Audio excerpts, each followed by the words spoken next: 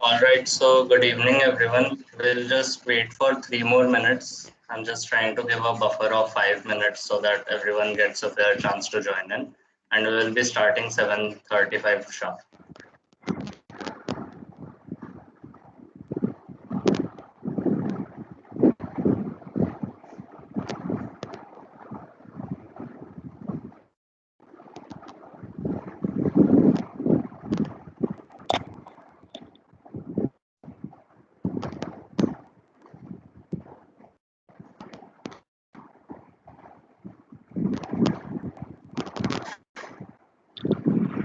So guys पहले अपन start करें उसके पहले एक थोड़ी सी इनफॉर्मल सी बात है।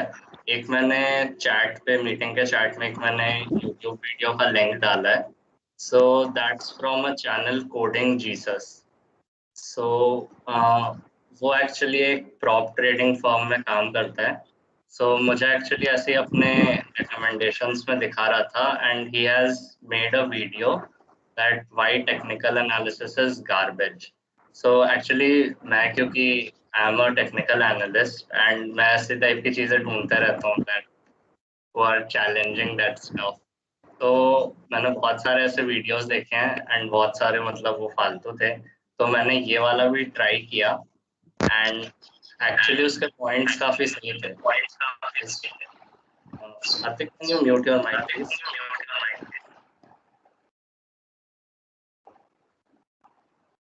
Okay. So, Karthik, can you mute your mic? आवाज इको आ रही है।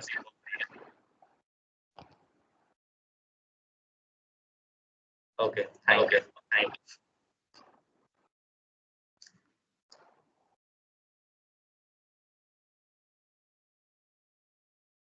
ओके, सो मैंने कोडिंग जीसस का यही वाला वीडियो देखा that why technical analysis is garbage and उसके कुछ पॉइंट्स थे जो लाइक काफी फंडामेंटल पॉइंट्स थे एंड मतलब काफी इंट्रीगिंग पॉइंट्स थे। वो काफी हमारे मतलब विजन को खोलने वाले एंड लाइक उसके लिए कोई भी बहुत ज्यादा फाइनेंस का नॉलेज ज्यादा चाहिए नहीं। उसने बहुत ही सिंपल टर्म्स में टेक्निकल एनालिसिस को गार्बेज प्रूव किया है। सो अगर आपको लाइक टाइम मिले तो वो एक बार जाके देखना एंड उसमें मतलब उस चैनल में काफी टाइम उसने मतलब बताया कि technical analysis is not right, it's not the right way to go and part of me wants to believe him but मैंने इतना टाइम दिया टेक्निकल एनालिसिस को so it's a little hard for me to transition you know. So he focuses that हमें quantitative methods की तरफ जाना चाहिए, quantitative analysis की तरफ जाना चाहिए and actually his channel only inspired me to study about statistics and apply those statistical concepts in trading. So I'm still on my learning phase. I'm not still capable or qualified even to talk about that in front of someone. So I won't be talking about that. But ये वाला video आप जाके check करना, it's hardly of 10 minutes, I guess 10 or 15 minutes. So like he has like literally opened my mind कि क्या होती है, कैसे होती हैं चीजें। So you can do that. Again, I am not discouraging कि technical analysis नहीं करना चाहिए. I myself am earning from technical analysis quite well. Its analysis is good when it's simple, but yeah, कुछ drawbacks हैं and he has like pinpointed them. And उसका argument यही है कि हो सकता है कि आप short term में बना पा रहे हो पैसा technical analysis के through, but long term it won't last. Technical analysis won't get you anywhere. So I don't no, मैं भी काफी कम टाइम से ट्रेडिंग करता हूँ। इन द ट्रेडिंग करियर अगर बोलेंगे तो 3-4 साल बहुत ही कम होता है, कुछ भी नहीं होता है। यहाँ 15-15 साल एक्सपीरियंस वाले लोग बैठे हैं बट स्टिल एक बार आप जाके उसको चेक करना। I think it you will really like his videos. Again मैं कोई प्रमोशन नहीं कर रहा हूँ, उसके चैनल को प्रमोशन करके मुझे कुछ मिलेगा नहीं, but still I like this particular video, you can also watch that. So ठीक है, सो अब हम अपने मेन टॉकिंग पॉइंट्स में आते हैं कि मैं एक बार थोड़ा सा फ्लैशबैक दे देता हूँ आपको। कल मैंने स्टार्टिंग में ही बोला था दैट कार्तिक बस 2 minute, let me just give them a quick flashback then you can start. Sorry. Okay, so एक आपको फ्लैशबैक दे देता हूँ। मैं कल के सेशन के स्टार्टिंग में भी मैंने ये चीज़ बोली थी कि technical analysis is a system which we will be using for filtering out stocks. अब ये फिल्टरेशन का ना लेयर्स होगा, काफी सारे लेयर्स होंगे। Can you please stop sharing the screen? It's like really annoying seeing my face on the screen while talking. Yeah, thank Sorry. you. No issues. It's on. So हाँ, तो मैं बोल रहा था technical analysis is a system and we will be having different layers and हम इन layers को individually study करेंगे। सो एक लेयर जैसे हो गया आपका कैंडलस्टिक पैटर्न का जो हमने कल देखा था। आज हम एक और इंडिविजुअली देखेंगे एक और लेयर को, that is support, resistance, supply zone, demand zone, basically price action. मोटा मोटी तौर पर अगर देखें तो दैट्स प्राइस एक्शन। सो ऐसे करके एक लेयर होता है आपके इंडिकेटर्स का एंड मूविंग ऑन। ठीक है, सो अब सिस्टम हम कैसे बनाएंगे? हम किसी भी एक इंडिविजुअल लेयर के बेसिस पे ट्रेडिंग नहीं करेंगे। हम सिस्टम ऐसे बनाएंगे, हम इन्हीं में से एक दो लेयर्स लेंगे एंड उनको कंबाइन करके then we will make a system and this particular system would be unique for each of it will be unique for each one of us. All right, क्योंकि it will be depending that which particular layers you are including within your system. हो सकता है कि आप सिर्फ एक ही layer include करो, या आप दो लेयर्स यूज करो, या आप 5-6 लेयर्स यूज करो फिल्टरिंग के लिए। So it will be unique, it will be your unique system. So आज हम एक लेयर को इंडिविजुअली पढ़ेंगे, that is support, resistance and supplies on demand zone. We will be starting off with support and resistance, and supply zone and demand zone is just a bit advanced concept which is pivoted on support and resistance. Concept same है, बस थोड़ा सा ये ज़्यादा advanced है, supply zone and demand zone. Alright, so we will be starting with support and resistance. Karthik will be guiding you through it. Karthik, you can start, please.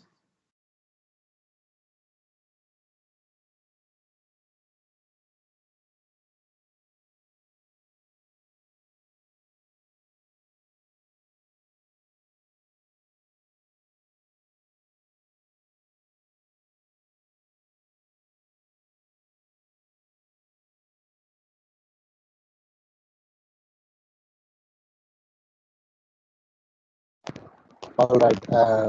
I'm audible. Yeah, Karthik, you are audible. So, good evening, everyone. I hope you are all are keeping in good shape. सब ठीक होंगे घर पे यार।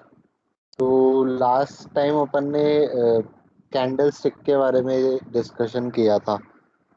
जो लोग नहीं थे यार वो देख लेना, एक बार वीडियो लिंक दे रखा होगा रिकॉर्डिंग का।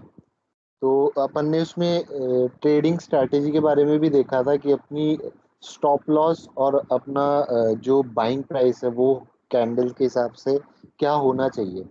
लेकिन अपन ने टारगेट के बारे में डिस्कशन नहीं करा था, तो इसमें अपन वो भी करेंगे।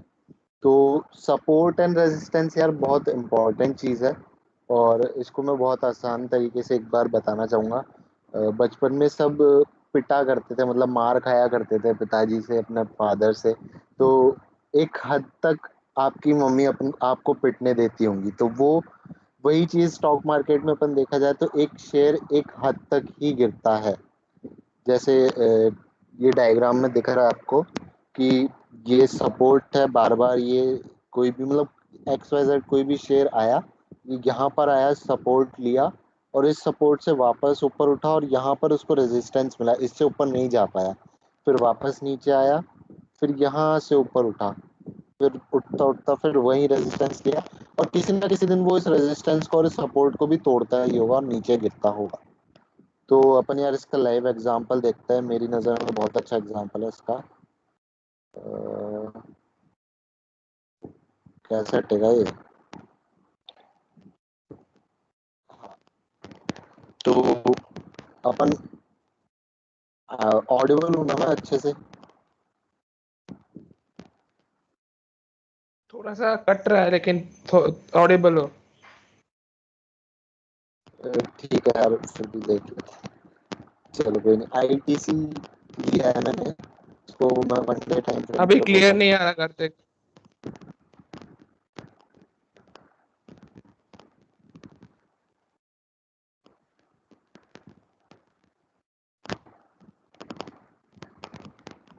अभी आ रहा है? नहीं सबको ऐसी आ रही है क्या?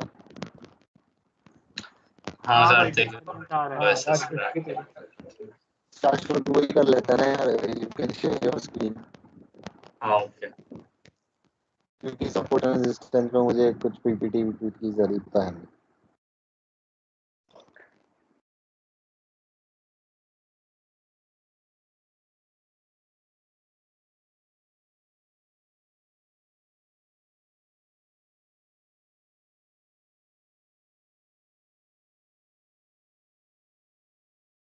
कौन सा टिकर ओपन करना है कार्तिक?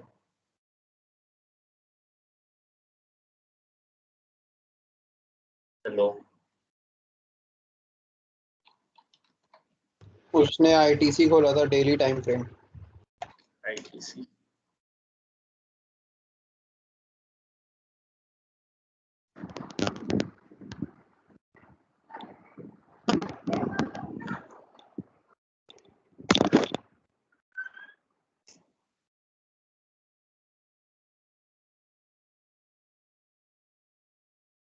कार्तिक तू स्टार्ट कर सकता है। सॉरी गाइस यार, I don't know how can I be that silly, मैंने लीव पे क्लिक कर दिया था, so funny, I am sorry. हाँ आईटीसी यार देख रहे थे अपन, तो आईटीसी पे आप देख सकते हैं बार बार ये स्टॉक इस लेवल पे आया है जहाँ शाश्वत ने पॉइंट आउट कर रखा है। 199 200 के लेवल पे कई बार आया है इसने, 216 पे भी कई दिन गुजारे हैं। मतलब इसको मैं बहुत टाइम से देखता आ रहा हूँ, ये हमेशा इस लेवल पे सपोर्ट उठाता है, और कई बार इसने इसको ब्रेक भी करा है। ऐसा नहीं है, एक दो बार ब्रेक भी करा है, और इसी लेवल से इसने कई बार सपोर्ट उठाया, और रेजिस्टेंस इसका जो है फिर वो उसके ऊपर जा नहीं पाया। आप देख सकते हैं ये दिसंबर में भी इधर आया था नीचे। शाश्वत ने एक लाइन ड्रॉ कर रखी है 2005 पे, 2005 आज इसकी वो है क्लोजिंग प्राइस, और 200 200 पे इसने कई बार सपोर्ट उठाया है, वहां से उठाया बार बार, तो इसको अपन बोलेंगे सपोर्ट लेना। यानी ये स्टॉक इस लेवल पे स्ट्रांग हो जाता है आके, इससे रिवर्सल हो जाता है, और कई बार ये जो सपोर्ट लेवल पे जब अगर कोई कैंडल स्टिक बनती है तो वो बहुत अच्छी ट्रेडिंग अपॉर्चुनिटी होती है, और इसने कई बार रेजिस्टेंस भी देखा है, आप देख सकते हैं रेजिस्टेंस। शाश्वत can you point out its resistance?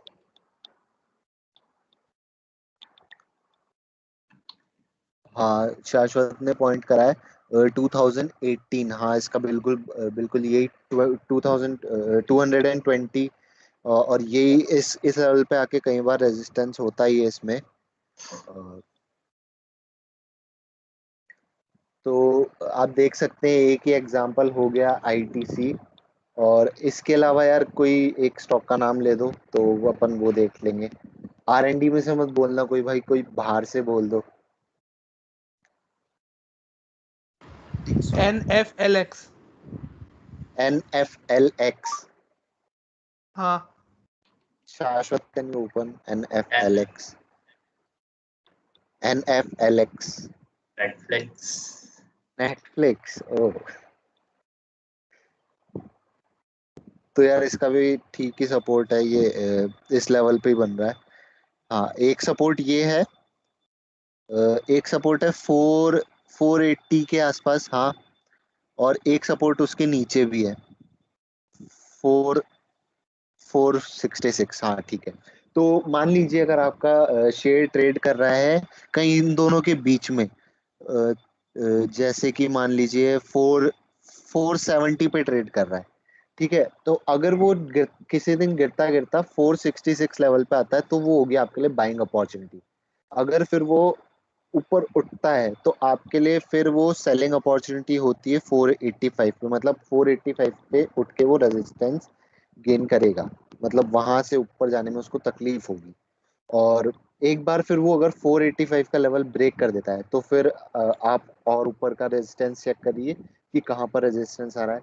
लेकिन जब वो मान लीजिए उसके पास 485 का रेजिस्टेंस लेवल था एक टाइम पे, वो उसको ब्रेक कर देता है तो फिर वो 485 का लेवल उसके लिए सपोर्ट लेवल बन जाता है, मतलब आगे चल के फिर उस लेवल से नीचे गिरना उसके लिए मुश्किल होता है, मतलब उस लेवल पे फिर वो सपोर्ट उठा लेता है। ठीक है। Can anyone else tell me any other stock? NBCC. Ashra ने बताया, तो एनबीसीसी का यार देख लेते हैं एक बार।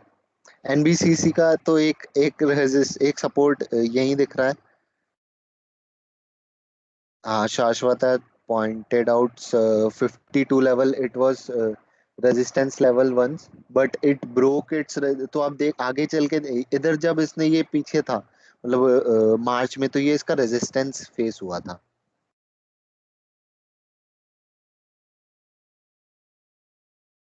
या it face resistance at that level.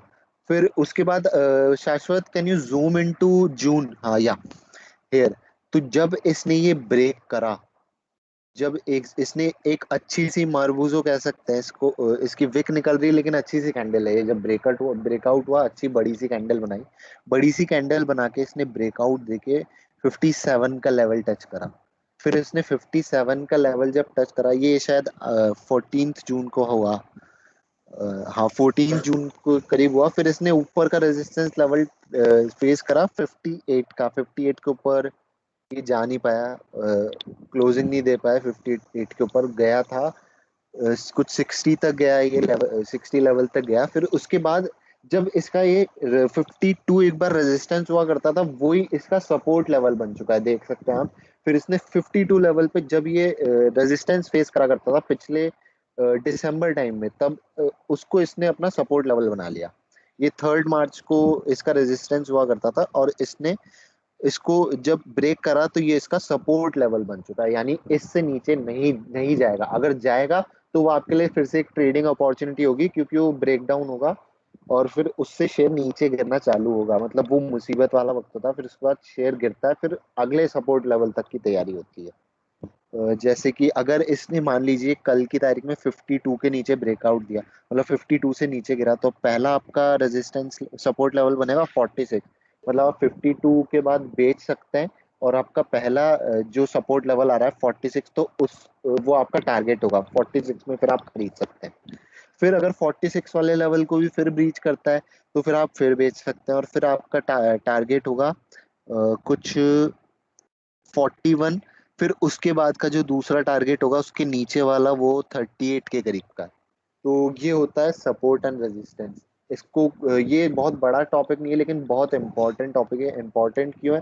क्योंकि सारी ट्रेडिंग अपॉर्चुनिटीज इसके ऊपर ही होती है। और एक होती है ट्रेंड लाइन। तो ट्रेंड लाइन के लिए अपन कोई स्टॉक पिक कर सकते हैं यार, कोई भी एक स्टॉक बेसिकली मितुल कार्तिक यही होता है ना कि हाँ सपोर्ट लाइन। अच्छा आश्रय तुम बोलो बोलो। अरे हाँ। मैं पूछ रहा था, मतलब ये जो सपोर्ट और रेजिस्टेंस है ये होता कैसे, मतलब इसे कौन अपलिफ्ट कर रहा है, कौन गिरा रहा है, मतलब क्या रीजन है, कैसे हो रहा है? क्योंकि यार ऐसे ये सब जस्ट ऐसे चीज, ट्रेंड देख के अपन, हो सकता है उसने 3 पैटर्न बनाए, 2 पैटर्न बनाए, लेकिन अपन दूसरे के बाद उसमें घुस गए और तीसरा उसने मतलब सपोर्ट रेजिस्टेंस सब तोड़ के एकदम पूरा नीचे गिर गया या अपर हो गया, तो ऐसा होता मतलब। है, मैं होता है ऐसा, होता है आश्रय, होता है, जरूर होता है ऐसा। क्योंकि देख शुरुआत में अपन ने टेक्निकल एनालिसिस पर डिस्कशन करते टाइम यही डिस्कस कर लिया था कि you can't rely always on technical analysis, कि हमेशा टेक्निकल एनालिसिस आपके काम नहीं आएगा। जैसे फॉर एग्जांपल कोविड की न्यूज़ आ गई तो मार्केट गिरा, क्योंकि वो न्यूज़ की वजह से गिरा। उसके भले ही लेवल, सपोर्ट लेवल वगैरह सब उसने अच्छे से ब्रेक कर दिए, और नहीं, मार्केट किसी सीधा भी फैक्टर को कंसिडर ही नहीं कर रहे अपन, जस्ट ऐसे नॉर्मल चल रहा है, सब सिचुएशन नॉर्मल है, बट हाँ, ये मैं जो आ रहा हूँ, सपोर्ट और मैं आ रहा हूँ। रेजिस्टेंस कंट्रोल कौन कर रहा है, ऐसा ये बोल रहा एक ही चीज पे बेस्ड है, वो जो शाश्वत ने बताया था, history repeats itself. History repeats itself माने इसने जब ये सपोर्ट लिया ना लेवल पे, जब कहीं भी लिस्ट सपोर्ट लिया तो ये वापस टेस्ट होता है। टेस्ट मतलब हमेशा ये जब भी उस लेवल पे आता है तो बार बार उससे उठेगा। आश्रय, शाश्वत cannot say so। एक सेकंड। हाँ आश्रय, तेरा क्वेश्चन ये है ना कि मतलब क्यों बन जाते हैं वहां पे सपोर्ट और रेजिस्टेंस, राइट? मतलब कौन बना रहा है? हम यहाँ पे लाइन ड्रॉ कर दिए इसलिए तो है। सपोर्ट हाँ, बनने कोई का, ये मतलब क्वेश्चन कोई है ना? ऑपरेट कर रहा है शेयर को, ओके ठीक है, या नहीं कोई ओके, सॉरी मैंने एक्चुअली लाइट चली गई, एक मिनट। हाँ, सो मेरा कैमरा ऑफ है, एक्चुअली लाइट चली गई यहाँ पे। तो मैं बताता हूँ कि कैसे बनते हैं ये सपोर्ट रेजिस्टेंस। तो ठीक है, पहले मैं रेजिस्टेंस की बात करता हूँ क्योंकि वो समझना थोड़ा सा रिलेटिवली इजी है। आपने किसी एक प्राइस पॉइंट पे बाई कर रखा है, एज्यूम कि आपने एक किसी प्राइस पॉइंट पे बाई करके रखा है स्टॉक को, एंड वो बढ़ रहा है अभी, एंड वो बढ़ते बढ़ते किसी एक प्राइस पॉइंट सपोज वाई पे पहुंच जाता है। सपोज आपने 1000 पे बाई किया एंड 1100 पे पहुंच गया है। तो अब 1100 पे पहुंचने के बाद होता क्या है कि आपको लगेगा कि अब हमें प्रॉफिट बुक कर लेना चाहिए, क्योंकि मेरे को 10% या 20% जितने का भी प्रॉफिट है मुझे आ चुका है, ये अच्छा खासा प्रॉफिट, अब मैं ये बुक कर लेता हूँ। अब ये फीलिंग जब मेजॉरिटी लोगों के अंदर आ जाती है ना कि भाई अब ये हमें प्रॉफिट बुक कर लेना चाहिए, अब यहाँ से तो ये आगे नहीं जा सकता। अब क्यों ये फीलिंग आई है उन लोगों में ये हमें नहीं पता, ये हो सकता है न्यूज़ की वजह से आई हो या किसी और ने देख ली हो, बट यही फीलिंग है कि हमें अब यहाँ पे प्रॉफिट बुक कर लेना है। इस वहां पे रेजिस्टेंस बन जाता है जब बहुत सारे लोगों को सेम फीलिंग आती है कि यहाँ से तो आगे नहीं बढ़ पाएगा ये स्टॉक। कोई एक ऑपरेटर नहीं क्रिएट कर सकता है एक प्रॉपर रेजिस्टेंस, कर भी सकता है, बहुत पैसा लगेगा, बट जनरली ऐसा ही होता है। बहुत सारे लोगों को म्यूचुअल फीलिंग्स आती है कि यहाँ पे हमें प्रॉफिट बुक कर लेना चाहिए अगर हमने 1000 रुपए में स्टॉक खरीदा है। ऑन द कॉन्ट्रेरी सपोर्ट कैसे बनता है? हाँ राघव, एक मिनट आ रहा हूँ। सपोर्ट कैसे बनता है? अगर मान लो कोई स्टॉक गिर रहा है, गिरे जा रहा है गिरे जा रहा है, एक कोई प्राइस पॉइंट आएगा जहां पे ना मेजॉरिटी लोगों को लगेगा कि भाई अब ये ना स्टॉक अंडर वैल्यूड है। सिर्फ एक जन को नहीं लगता है, मेजॉरिटी लोगों को लगना जरूरी है, तभी प्राइस एक्शन वर्क करेगा। अगर मेजॉरिटी लोगों को नहीं लग रहा है तो प्राइस एक्शन वर्क नहीं करेगा। मेजॉरिटी लोगों को लगता है एक प्राइस पॉइंट पे कि भाई अब ये स्टॉक ना अंडर वैल्यूड है, हमें यहाँ से खरीदना चाहिए, यहाँ से नीचे और नहीं जा सकता, तब बन जाता है सपोर्ट। अब ये सपोर्ट ना logical support, sorry psychological support भी बन सकता है। लाइक जो राउंड नंबर्स होते हैं वो यूजुअली हमारे साइकोलॉजिकल सपोर्ट होते हैं कि रिलायंस का शेयर अभी कितना 2200 का चल रहा है, 2100, तो हमारा एक लॉजिकल सपोर्ट होगा कि यार 2000 एक राउंड नंबर है मेजॉरिटी लोगों का, तो वो सपोर्ट एक अपना 2000 पे रखेंगे। तो ऐसे करके एक सपोर्ट क्रिएट होता है ओवर अ टाइम। एक दिन में नहीं क्रिएट होता सपोर्ट और रेजिस्टेंस, एक कैंडल में नहीं क्रिएट होता।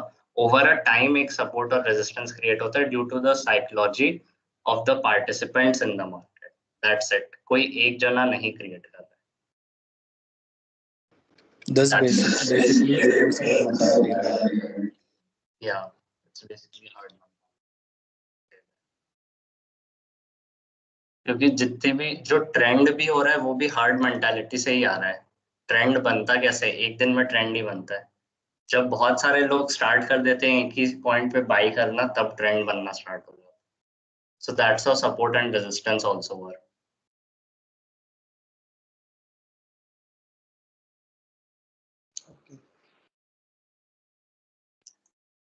Raghav, you wanted to say something? हाँ शाश्वत, एक बार चार्ट पे जाओ, वही जो खुला हुआ था। अब जैसे यहाँ पे जो शाश्वत ने लाइन बनाई है जो पहले रेजिस्टेंस का काम कर रही थी और अब सपोर्ट का काम कर रही है, तो बेसिकली मैं इसमें एक और पॉइंट, जो शाश्वत ने वैसे तो काफ़ी अच्छे से समझा दिया है, पर मैं एक पॉइंट ये ऐड करना चाहूँगा कि ऐसे ये जो सपोर्ट और रेजिस्टेंस वाली लाइन बनी है ये काफ़ी लोग बनाते हैं, ठीक है ना। ये कोई हम लोगों ने कोई अनोखा काम इसमें करा नहीं है। स्टार्टिंग में डिफ़िकल्ट होगा, बाद में सबको आसानी लगने लगेगी ये चीज़। तो क्या होता है कि जब हम लोग रेजिस्टेंस बनाते हैं और सपोर्ट बनाते हैं, तो काफ़ी मैक्सिमम जब रेजिस्टेंस पे कोई भी स्टॉक आता है तो सब लोग अपना प्रॉफिट बुक करके सेल कर देते हैं। तो वो वापस से स्टॉक रेजिस्टेंस को ना तोड़ने की बजाय वो नीचे सपोर्ट पे वापस आता है और फिर उस पे आदमी फिर से बाय करता है, क्योंकि सपोर्ट पे आदमी को ये लगता है कि अब ये स्टॉक यहाँ पे बाय करने का अच्छा प्राइस रेंज है। पर कभी कोई न्यूज़ ख़राब आती है या कुछ होता है तो वो सपोर्ट भी ब्रेक करता है कितनी बार, और स्टॉक और नीचे जाता है, तो और नीचे के टारगेट्स बनते हैं। तो बेसिकली पॉइंट ये है कि सपोर्ट और रेजिस्टेंस बाइंग एंट्री प्राइस को और टारगेट प्राइस को फाइंड आउट करने में बहुत हेल्प करता है। इसीलिए हम लोग जो भी अपना, अगर हम लोग ने सपोर्ट पे बाय करा है तो हम लोग अपना जो स्टॉप लॉस होता है वो जस्ट सपोर्ट के थोड़ा नीचे लगाते हैं कि अगर इसने सपोर्ट तोड़ा और ये नीचे गया तो ये और नीचे जाएगा, तो हम लोग को लॉस ना हो।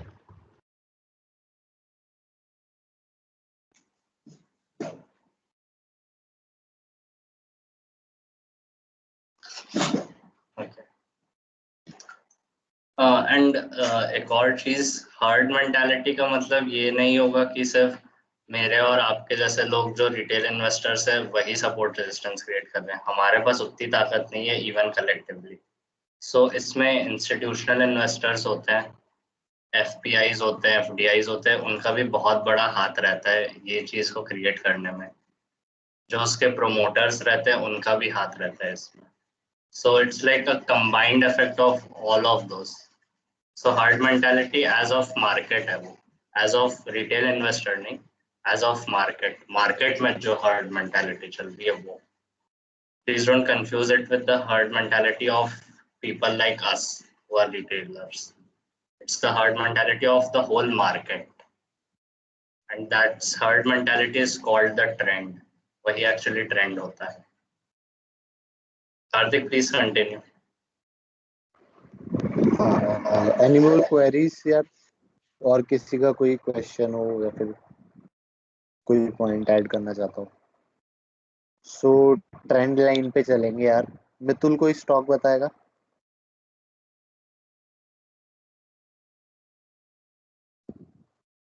कोई भी बताएगा? कोई भी जना एक स्टॉक का नाम लेगा या फिर इंडेक्स वगैरह कोई भी। वेलस्पन। कौन सा? वेलस्पन। वेलस्पन। तो इसके यार एक ट्रेंड लाइन भी होती है। ट्रेंड आपको बहुत पहले राघव ने बताया था कि अप ट्रेंड होता है और डाउन ट्रेंड होता है। डाउन ट्रेंड मतलब शेयर नीचे जा रहा है, बेरिश है तो नीचे का एक ट्रेंड से जाता है शेयर हमेशा। मतलब ऐसे नहीं कि सीधा एकदम से धड़ल्ले से गिर गया, और नहीं ऐसा होता है कि एकदम से धड़ल्ले से उठ गया। हाँ, किसी किसी में होता है कि बहुत अच्छी न्यूज आ गई तो एकदम से ऊपर चला गया, रिजल्ट अच्छा आया तो अच्छा चला गया। बाकी जब अगर शेयर बुलिश वे से जाता है तो एक ट्रेंड के साथ जाता है। जैसे इसमें देख सकते हैं अगस्त से सितंबर को लेके एक ट्रेंड चला था बुलिश अच्छा खासा। शाश्वत, can you zoom into that one? हाँ, तो ये एक अच्छा खासा बुल रन चला था। ये स्टॉक बुलिश होके ऊपर तक ट्रेंड से गया था। तो आप देख सकते हैं पहले ऊपर जाता है, फिर हल्का सा नीचे आता है, फिर ऊपर जाता है, फिर हल्का सा नीचे आता है। तो ये ट्रेंड के साथ जाता है, ऐसा नहीं है कि सीधा ऊपर जाता जा रहा है। तो ये ट्रेंड लाइन जो शाश्वत ने बनाई है, ये ऐसे बनी है कि जो आपने कोई भी एक कैंडल स्टिक ली, उसका लो विक लिया और आगे वाले की कैंडल मैक्सिमम नंबर जो कैंडल स्टिक्स हैं उनकी विक से टच कराते हुए एक ट्रेंड लाइन बनाई। तो ये इस ट्रेंड लाइन से सपोर्ट लेते हुए धीरे धीरे ऊपर जाता है। मतलब इस ट्रेंड लाइन से ये नीचे नहीं जाता है आगे फ्यूचर के टाइम पे। फिर अगर ये इस ट्रेंड लाइन को ब्रेक कर देता है, यानी कि इस ट्रेंड लाइन से जैसे आप देख सकते हैं 14 नवंबर को, हाँ जहाँ ये लास्ट है, यहाँ जहां से 14 नवंबर को उससे नीचे आ गया, फिर ये वहां पर मतलब इसका बुल रन जो होता है वो खत्म सा हो जाता है। ऐसा हो सकता है, और यूं भी हो सकता है कि वापस ये ट्रेंड लाइन को रिट्रेस करके फिर वापस से ऊपर आ जाए और वापस से रिट्रेस करके कंटिन्यू रखे। लेकिन यहाँ पर आके इसने ब्रेक दिया, और कई बार ऐसा होता है कि ये जब इसने ब्रेक दिया तो ये नीचे भी गिरता है कई बार, एक लेवल तक फिर नीचे गिरता है। वही अपने जो सपोर्ट लेवल होगा मैक्सिमम टाइम तो वहां तक ही गिरेगा। लेकिन मार्केट में यार अपन कुछ भी 100% श्योरिटी के साथ कभी भी नहीं बोल सकते। तो टेक्निकल एनालिसिस के हिसाब से ये वहां पर इसका बुल रन खत्म हो जाता है। ये यहाँ पर कंसोलिडेशन के मोड में आ चुका है, फिर आगे कंसोलिडेट किया है। तो इसको अपन एक बार 15 मिनट के टाइम फ्रेम पे भी देख लेते हैं आगे जाके। आज का ही लेवल्स देख लेते हैं, कोई ट्रेंड बना है क्या? हाँ, एक ट्रेंड बना था बेरिश सा आगे जाके।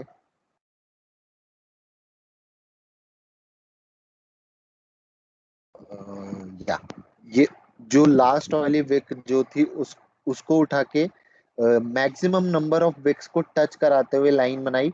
ये उस लेवल से ऊपर नहीं जा पाया, तो ये इसकी ट्रेंड लाइन हो गई रेजिस्टेंस वाली। तो इस ट्रेंड लाइन के मुताबिक ये इस ट्रेंड लाइन को ब्रेक नहीं कर पाया। अगर ये इस ट्रेंड लाइन को ब्रेक करता तो क्या पता इसका बुल रन चालू हो जाता या फिर कंसोलिडेशन चालू हो जाता, और बेरिशनेस जो थी स्टॉक में वो खत्म हो जाती। तो बस ट्रेंड लाइन के लिए यही था। और कोई एक स्टॉक उठा लेते हैं लास्ट, अगर कोई बता सके। ये आरएनडी है में से मत बताना यार। बैंक निफ्टी कल के लिए बैंक निफ्टी देख लेते हैं। बैंक निफ्टी में तो यार तुम्हारे शायद ही कुछ बनेंगे ट्रेंड आज। नहीं, आज बेरिश ट्रेंड था। बने बुलिश? कहाँ बुलिश यार, आज तो बेरिश। आज हाँ। मैंने इस पे शॉर्ट किया था तो मेरे को अच्छा खासा हुआ था प्रॉफिट।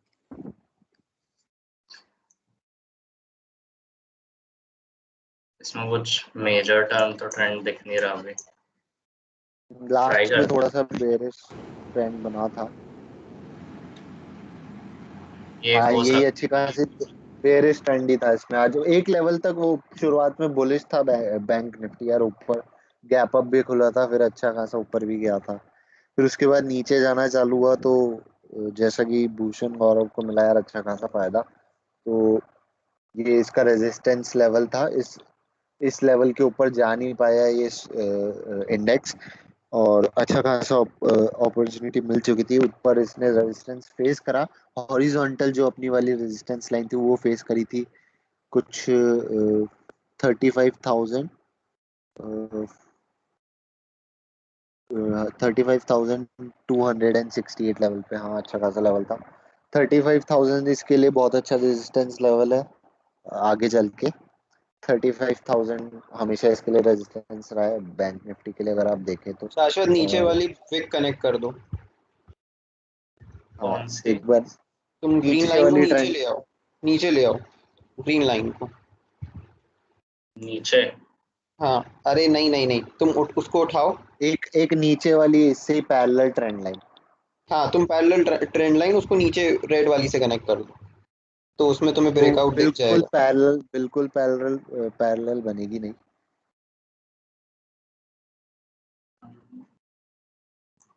ये हाँ, इसको ऊपर उठा देना। हाँ, हाँ, तो ये ये एकदम एक सेट। ट्रेंड लाइन, ये एक ट्रेंड लाइन थी पहले। राघव कुछ बोलना चाहेगा? राघव को अपॉर्चुनिटी देते हैं एक बार बोलने की। नहीं नहीं, तुम बोलो बोलो बोलो। ठीक है, ठीक है। एक ट्रेंड लाइन बनी थी यार, सपोर्ट वाली थी ये सपोर्ट इस लेवल से सपोर्ट लेते हुए नीचे जा रहा था। जब इसने ये ट्रेंड लाइन ब्रेक करी कुछ ये करिए 34,745 पे, फिर एकदम से ये नीचे गिरा और अच्छा इसने फिर वापस क्लोजिंग दी अपन को 34,716 पे। तो ये नीचे गिरा उससे ब्रेकआउट देके, तो वो होती है सेलिंग अपॉर्चुनिटी। तो बस यार ट्रेंड लाइन के ऊपर यही था। किसी का कोई डाउट हो तो बोल दो यार, क्वेरी हो।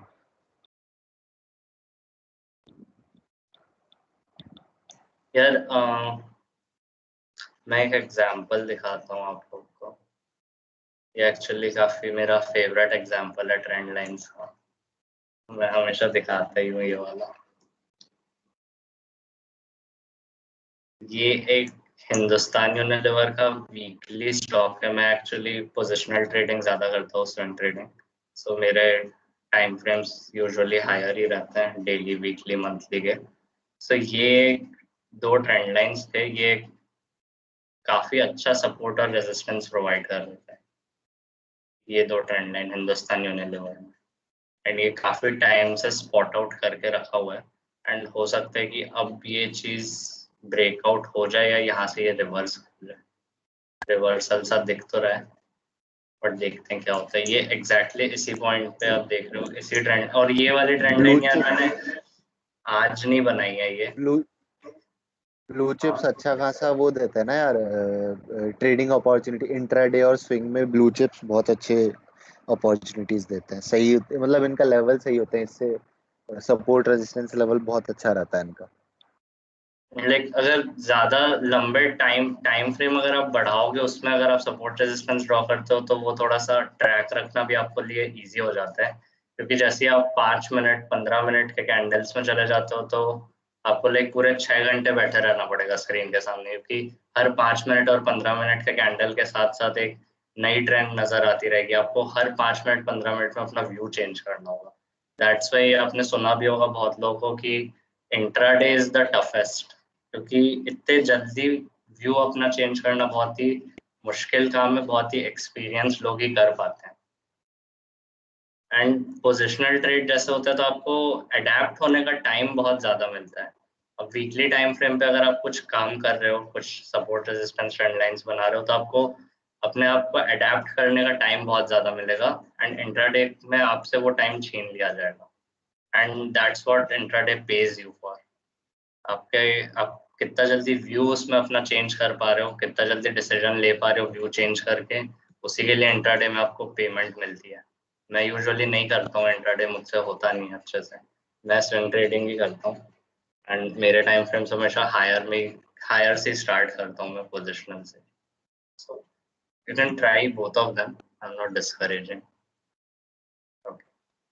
Karthik, please continue. Really sorry to interrupt. No, that was from my side.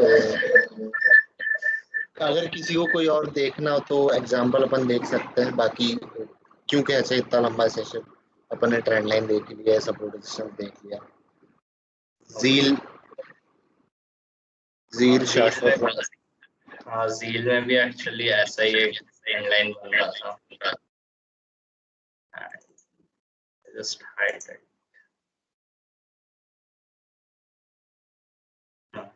ये 2 ट्रेंड लाइंस बन रहे थे। अगेन ये मैं आज नहीं बना रहा हूँ, ये काफी पहले से बने हुए थे। 8 फेब या मार्च में मैंने ये ट्रेंड लाइंस बना ली थी। सो अगेन ये मेरा वीकली टाइम फ्रेम है, तो इसमें भी पोजिशनल ट्रेड ही लिया गया था। सो अगेन ये एक ट्रेंड लाइन का ही एग्जांपल है कि ये कितने अच्छे से सपोर्ट ले रहा है इस ट्रेंड लाइन से। So you can try that. Support resistance काफी अच्छे से बताता है ट्रेंड लाइन।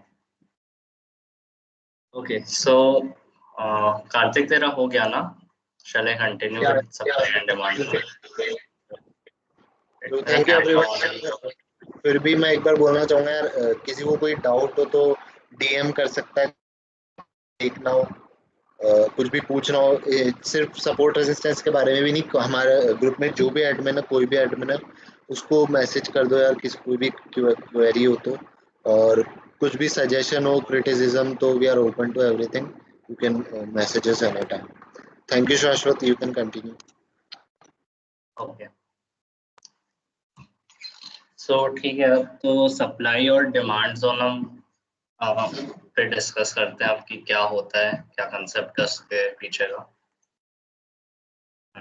ऑलराइट, सो यार सपोर्ट रेजिस्टेंस में जाने से पहले मैं सप्लाई डिमांड जोन में जाने से पहले मैं थोड़ा सा सपोर्ट रेजिस्टेंस की बात करना चाहता हूँ।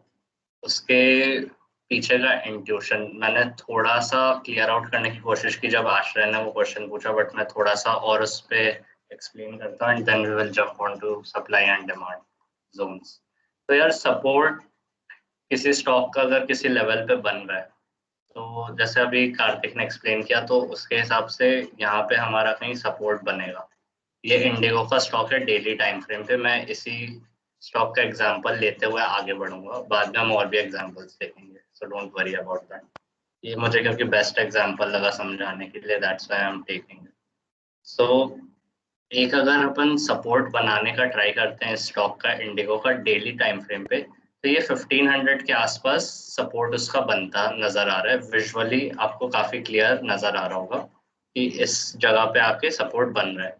तो अब सपोर्ट बन रहा है, अपन ने एक सिंगल प्राइस बता दी कि 1505 रुपए है भाई, यहाँ पे सपोर्ट है स्टॉक का। तो इसका इंट्यूशन क्या है इसके पीछे में? तो क्या होगा? एंड ओके, हाँ सॉरी, सो 1505 पे हमने एक सपोर्ट लाइन ड्रॉ की। अब इसके पीछे का इंट्यूशन क्या है? इंट्यूशन ये है सपोर्ट का कि जैसे ही ये इंस्ट्रूमेंट इस प्राइस पॉइंट को टच करता है, इन दिस एग्जांपल 1505, बहुत सारे बायर्स एक साथ एक्टिव हो जाते हैं and they try to buy the stock. अब वो स्टॉक को बाय कर रहे हैं, so they are increasing the demand. And अगर आपको थोड़ी सी बेसिक इकोनॉमिक्स का नॉलेज है, so if there is an increase in demand, आपका प्राइस इंक्रीज होगा। That's the intuition behind this support line. सो यहाँ पे 1505 हमने जो एक प्राइस दे दी है, हमारा कहना ये है कि 1505 पे जैसे ही इंडिगो आता है, बायर्स एक्टिवेट हो जाते हैं बहुत सारे बल्क में and they start to buy the stock at 1505 rupees, 1505.40 to be precise, and वो डिमांड बढ़ा देते हैं, and due to that increase in demand by the basic laws of economics the price increases from there. ये basic intuition है support का। On the contrary resistance में यही होता है। अगर हम रेजिस्टेंस लाइन ड्रॉ करने का ट्राई करें तो यहाँ पे बनता है। रेजिस्टेंस का इंट्यूशन ये है दैट 1776 पे अगर रेजिस्टेंस बन रहा है तो वहां पे जैसे ही ये इंस्ट्रूमेंट आता है इंडिगो का शेयर, सेलर्स एक्टिव हो जाते हैं and they start selling the stock and that increases the supply. Sell कर रहे हैं मतलब वो सप्लाई बढ़ा रहे हैं, and by the basic laws of economics by increasing the supply the price decrease. So that's the basic intuition and basic economics behind support and resistance. अब अपन आते हैं अच्छा, ये अब एक सिंगल प्राइस है, प्लीज माइंड दैट कि ये एक सिंगल प्राइस है। सपोर्ट हम बोल रहे हैं 1505 पे, that is one single price, and 1776 पे अपन बोल रहे हैं resistance, that's one single price. अब मैं वन सिंगल प्राइस पे इतना जोर क्यों डाल रहा हूँ वो मैं थोड़ी देर में क्लियर आउट करता हूँ, give me a couple of minutes. Alright, so ये था बेसिक इंट्यूशन सपोर्ट और रेजिस्टेंस के बीच का, जहां हम एक सिंगल प्राइस दे रहे हैं। अब अपन आते हैं जोन्स पे, supply zone and demand zone. So अब थोड़ा सा क्लियर होना आपका स्टार्ट हुआ होगा कि सप्लाई जोन नाम से ही पता चल रहा है कि वो रेजिस्टेंस के आसपास कहीं तो बनेगा, क्योंकि सप्लाई रेजिस्टेंस पे स्टार्ट होता है, सप्लाई इंक्रीज होना रेजिस्टेंस पे स्टार्ट होता है, दैट्स वाई सप्लाई जोन भी रेजिस्टेंस के पास ही बनेगा। सिमिलरली जो डिमांड जोन है वो सपोर्ट के पास में कहीं तो बनेगा, कहाँ बनेगा वो हम देखते हैं, बट डिमांड जोन सपोर्ट के पास ही बनेगा, बिकॉज सपोर्ट पे आने के बाद buyers get activated and they increase the demand. So demand zone will be somewhere around the somewhere around our support line. अब देखते हैं कि ये बनेंगे कैसे। सो मैंने बना के रखा है स्टॉक में, उसको एक्टिवेट कर देता हूँ।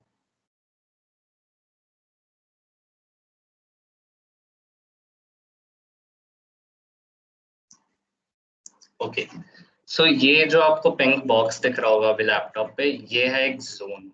तो जब अपन जोन बनाते हैं ना तो अपन ने बेसिकली किया क्या, instead of giving one single price, हम सपोर्ट में क्या कर रहे थे, हम एक प्राइस बता रहे थे यार कि उस प्राइस पे जैसे ही आता है तब बायर्स एक्टिवेट हो जाते हैं। बट जब अपन जोन की बात करते हैं ना तो जोन में हमने एक प्राइस का रेंज दे दिया। In this example the price range is from 1504 to 1549, आपको राइट साइड में दिख रहा होगा। तो जोन बनाते वक्त हम एक प्राइस का रेंज दे देते हैं कि जब इस रेंज में आता है वो इंस्ट्रूमेंट तब बायर्स एक्टिवेट हो जाते हैं। आपको अब डिफरेंस समझ में आ रहा होगा, मैं एक बार समराइज करता हूँ। जब अपन नॉर्मल सपोर्ट और रेजिस्टेंस बनाते हैं तब हम सिर्फ एक सिंगल प्राइस देते हैं, हम 1505 का एक सिंगल प्राइस दे देते हैं।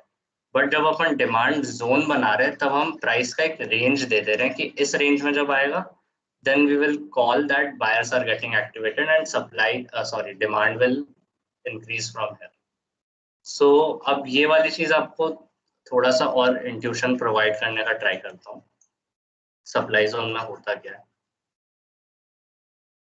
ओके, सो जैसे ही कोई स्टॉक डिमांड जोन की हम बात कर रहे हैं यहाँ पे। सो जैसे ही कोई स्टॉक डिमांड जोन पे आया, ये हमारे पिंक बॉक्स के अंदर आया, तो हमारा थिंकिंग प्रोसेस क्या है इस जोन में कि जैसे ही ये स्टॉक टच करता है इस जोन को, दैट इज 1549 जो अपर रेंज है इसका, जैसे ही वो टच करता है तो कुछ बायर्स 1549.95 पे एक्टिवेट हो जाएंगे, कुछ लोग 1549 पे बाय करेंगे, बट सारे लोग नहीं बाय करेंगे। कुछ लोग हो सकता है 1530 पे बाय करें, कुछ लोग हो सकता है 1520 पे बाय करें, कुछ लोग हो सकता है 1500 तक वेट करें एंड वहां पे बाय करें। तो अगेन हमने एक रेंज दे दी। बट जब अपन सपोर्ट नॉर्मल सपोर्ट की बात कर रहे थे तो हम बोल रहे थे कि भाई एक ही प्राइस है जहां पे सारे बायर्स एक्टिवेट हो रहे थे, जो कि थोड़ी सी गलत लगती है प्रैक्टिकली, क्योंकि एक ऐसा प्राइस पॉइंट फाइंड आउट करना जहाँ पे मैक्सिमम बायर्स एक्टिवेट हो रहे हैं वो थोड़ा सा डिफिकल्ट हो जाता है, instead of finding a range of price जहाँ पे बायर्स एक्टिवेट हो रहे हैं। So this is more practical, आपको इंट्यूशन इसमें से ज्यादा मिलेगा कि इस रेंज में जब भी आ जाते हैं इंस्ट्रूमेंट तो बायर्स एक्टिवेट होना स्टार्ट हो जाता है। और इसी का ऑपोजिट हो जाता है आपका सप्लाई जोन, जिस रेंज में आ जाता है स्टॉक, अगर उस प्राइस रेंज में आ जाता है कोई पर्टिकुलर स्टॉक ये मैंने सप्लाई जोन भी बनाया हुआ है ऊपर। अगर इस पर्टिकुलर जोन में आ जाता है स्टॉक तो यहाँ पे सेलर्स एक्टिवेट होना स्टार्ट हो जाता है। ये अगेन एक प्राइस रेंज मैंने दी है, एक सिंगल प्राइस नहीं दी है।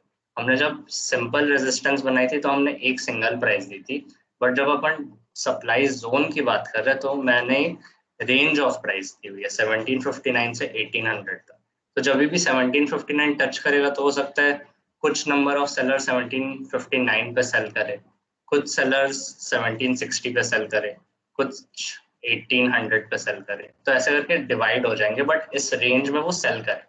That's the basic intuition and that's the basic difference between normal support and resistance and trend lines and between these zones. So ये zone find out करना थोड़ा सा ज़्यादा easy है, थोड़ा सा predict करना ज़्यादा easy, क्योंकि यहाँ पे अपन एक range दे रहे हैं rather than giving one single precise price point जहाँ से वो bounce back करेगा। But इसका मतलब ये नहीं है कि हम support और resistance नहीं use करते, हम वो stock to stock and chart to chart differ करेगा कि हमें कौन सा use करना है। हो सकता है कुछ केसेस में जोन ज्यादा अच्छे से बेटर वर्क करे एंड कुछ केसेस में नॉर्मल सपोर्ट रेजिस्टेंस ज्यादा अच्छे से वर्क करे। सो मैं वो भी बता देता हूँ कि कहाँ पे कौन सी चीज ज्यादा अच्छे से वर्क कर रही है। सो ये चीज यार काफी विजुअली ही हमें देखनी पड़ेगी कि कौन सी चीज कहाँ पे ज्यादा करेक्टली काम कर रही है।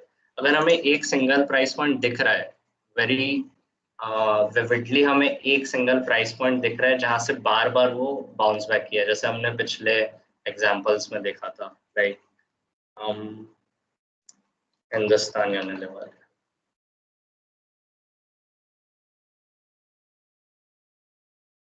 हमें यहाँ पे बहुत विविडली दिख रहा था कि इसी प्राइस पॉइंट से वो बार बार बाउंस बैक कर रहा है। यहाँ पे कोई भी टाइप की नॉइज ज्यादा थी नहीं, बहुत इजीली ये यहाँ से बाउंस बैक कर रहा था। तो यहाँ पे हम जोन बनाने नहीं जाएंगे क्योंकि यहाँ पे हमारा नॉर्मल सपोर्ट रेजिस्टेंस से काम चल रहा है। But in case of Indigo आपके यहाँ पे नॉइज बहुत ज्यादा है। यहाँ पे हमें विजुअली कोई एक प्राइस पॉइंट नजर आना बहुत डिफिकल्ट हो जा रहा है। अगर आप बोलते हो कि ये वाला जो प्राइस पॉइंट है जो 1504 वाला है उसको सपोर्ट बना दो, तो आपके ये वाले ट्रेडिंग अपॉर्चुनिटीज हो सकता है छूट जाए कि ये वाली कैंडल कभी इसको टच ही नहीं की।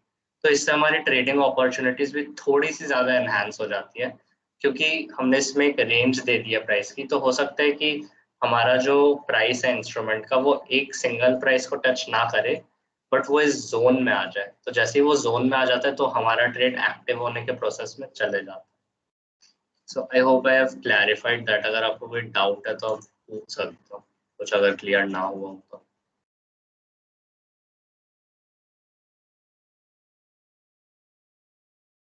किसी को कोई डाउट है क्या इसमें कि जोन कैसे, मतलब डिफरेंस क्या है? तो मैं एक और एग्जांपल दिखाता हूँ।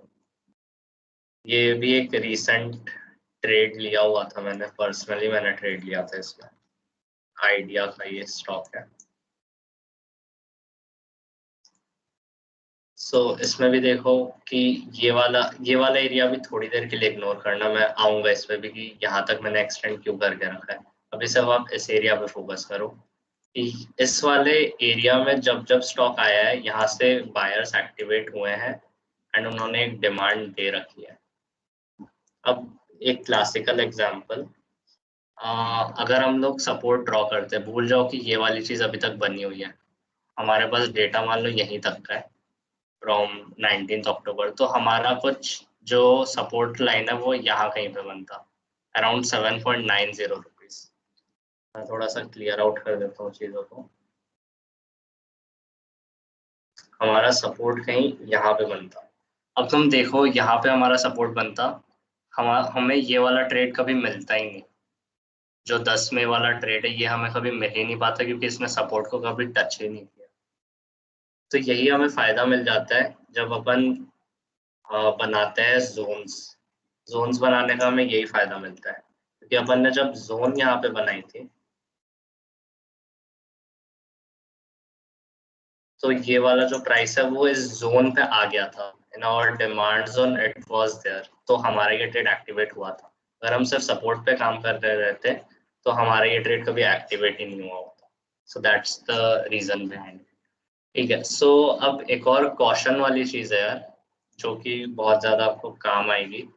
आपने अभी सपोर्ट रेजिस्टेंस पढ़ लिया, आपने जोन्स पढ़ लिए, तो आप अभी जाके अगर कोई भी चार्ट देखोगे ना तो आपको हर चार्ट में लाइंस नजर आएंगी, हर चार्ट में जोन्स दिखेंगे, हर चार्ट में आपको लगेगा कि ये तो सप्लाई जोन में, या तो ये डिमांड जोन में, या तो ये सपोर्ट के पास है। बट यूजुअली होगा क्या, प्रैक्टिकली वो ना काम नहीं करेंगे।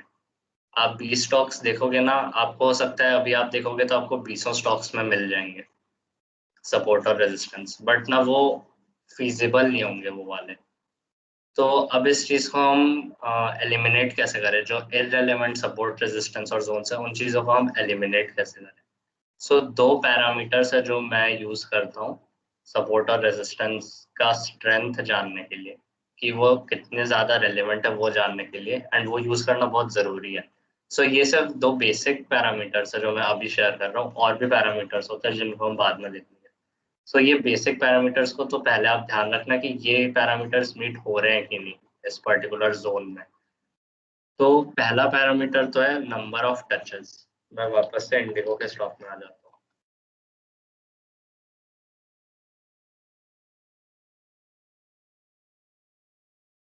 हाँ, सो पहला पैरामीटर तो है number of touches. Number of touches मतलब आपके जोन में वो पर्टिकुलर इंस्ट्रूमेंट का प्राइस कितने बार आया है। सो यहाँ पे इस इंडिगो के शेयर में अगर मुझे नंबर ऑफ टचेस कैलकुलेट करना होगा तो ये हो गया एक टच, ये दूसरा, ये तीसरा, ये चौथा, ये पांचवा, ये छठवा, 6 बार ये टच किया है। तो जितने ज्यादा नंबर ऑफ टचेस होंगे आपके जोन में उतना स्ट्रॉन्ग है आपका जोन, उतनी ज्यादा हाई प्रोबेबिलिटी आपके जोन के वर्क करने। वैसे अगर मैं सप्लाई जोन पे अगर काउंट करूं तो ये 1 बार, 2, 3, 4, 5 और ये 6th वाला अभी वर्कआउट हो रहा है। तो यही जितने ज्यादा नंबर ऑफ टचेस होंगे उतना आपका ज्यादा स्ट्रॉन्ग है, उतना ज्यादा रिलायबल है, एंड उतना ही ज्यादा रिलेवेंस है उस जोन की। ये हो गया पहला पैरामीटर। तो मिनिमम तो 3 टचेस आपके होने ही चाहिए, आपके जोन में 3 टचेस होने ही चाहिए। थर्ड टच में आप ट्रेड एग्जीक्यूट कर सकते हो। मान लो आपके आइडिया के शेयर में आता हूँ, वहां पे अच्छे से समझ में आएगा आपको ज्यादा।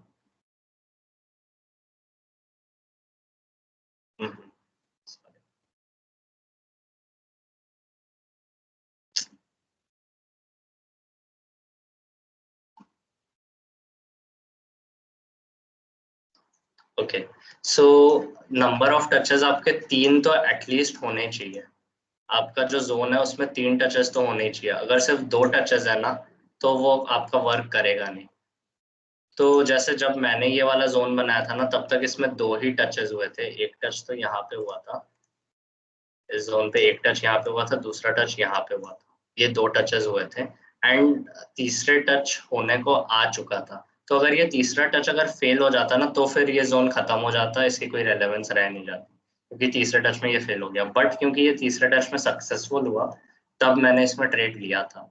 तो 3 टच तो आपके मिनिमम होने ही चाहिए। तीसरे टच में आप ट्रेड ले सकते हो, बट दूसरे टच में आप ट्रेड बिल्कुल मत लेना, लॉन्ग टर्म में फेल कर जाओगे। तीसरे टच का बिल्कुल वेट करना ट्रेड लेने से पहले। तो ये पहला पैरामीटर हो गया नंबर ऑफ टचेस। सेकंड आपका पैरामीटर है जो आप जोन बना रहे हो वो पहले क्या था। मैं इसको एक्सप्लेन करने के लिए एक दूसरे स्टॉक में आ जाता हूँ। GMM फॉडलर है, इसमें भी मैंने कल ट्रेड लिया हुआ है। ये भी एक स्टॉक है जिसमें मैंने पर्सनली ट्रेड लिया है। सर मैं यहाँ पे आपको कोई भी ऐसी चीज बताऊंगा नहीं जो मैं पर्सनली यूज करता नहीं हूँ, या यूज करना छोड़ो, मैं यूज कर रहा हूँ नहीं कर रहा हूँ उससे आपको क्या कुछ फर्क आपको पड़ेगा नहीं। ठीक है, मैं आपको सिर्फ वही चीजें बताऊंगा जो मुझे प्रॉफिट कमा के दे रही है यहाँ पे एक्चुअली में। मैं पर्सनली सिर्फ वही चीजें डिस्कस करूंगा, एंड ये सारे ऐसे स्टॉक्स है जिनमें मैंने खुद पर्सनली ट्रेड लिया हुआ है। तो ठीक है, सो मैं जहाँ पे था, दूसरा जो पैरामीटर है जिससे आपको पता चलेगा कि आपका जोन रेलेवेंट है कि नहीं, आप यहाँ पे देख पा रहे हो कि ये वाला जो जोन है ये पहले रेजिस्टेंस हुआ करता था। यहाँ पे ये टचेस हुए हैं, मल्टीपल 3 टच हुए हैं, ये रेजिस्टेंस हुआ करता था पहले, एंड उसके बाद एक ब्रेकआउट आया, उसके बाद एक काफी अच्छी रैली दिखाई इसने, एंड फिर वापस आया इसी जगह पे, एंड इसी जगह से इसने सपोर्ट लिया।